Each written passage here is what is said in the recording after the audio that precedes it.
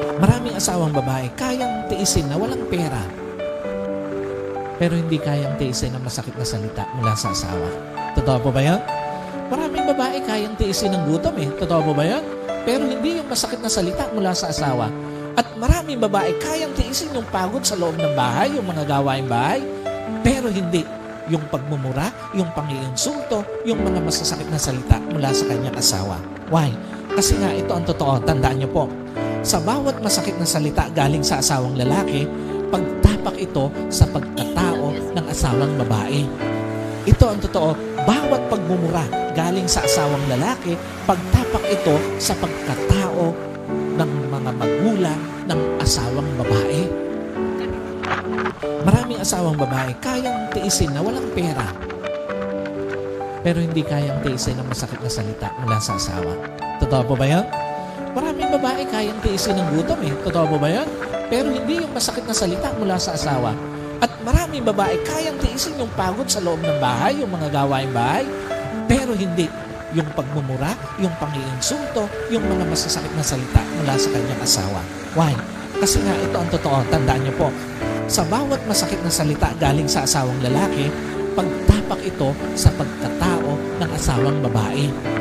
Ito ang totoo, bawat pagmumura galing sa asawang lalaki, pagtapak ito sa pagkatao ng mga magulang ng asawang babae. Maraming asawang babae kayang tiisin na walang pera, pero hindi kayang tiisin ang masakit na salita mula sa asawa. Totoo po ba yan? Maraming babae kayang tiisin ng gutom Totoo po ba yan? Pero hindi yung masakit na salita mula sa asawa. At maraming babae kayang tiisin yung pagod sa loob ng bahay, yung mga gawaing bahay, pero hindi yung pagmumura, yung pangiinsulto, yung mga masasakit na salita mula sa kanyang asawa. Why? Kasi nga ito ang totoo, tandaan niyo po. Sa bawat masakit na salita galing sa asawang lalaki, pagtapak ito sa pagkatao ng asawang babae. Ito ang totoo, bawat pagmumura galing sa asawang lalaki, pagtapak ito sa pagkatao ng mga magulang ng asawang babae. Maraming asawang babae kayang tiisin na walang pera, pero hindi kayang tiisin ang masakit na salita mula sa asawa. Totoo po ba yan? Maraming babae kayang tiisin ng gutom Totoo po ba yan? Pero hindi yung masakit na salita mula sa asawa. At maraming babae kayang tiisin yung pagod sa loob ng bahay, yung mga gawaing bahay, pero hindi yung pagmumura, yung pangiinsulto, yung mga masasakit na salita mula sa kanyang asawa. Why?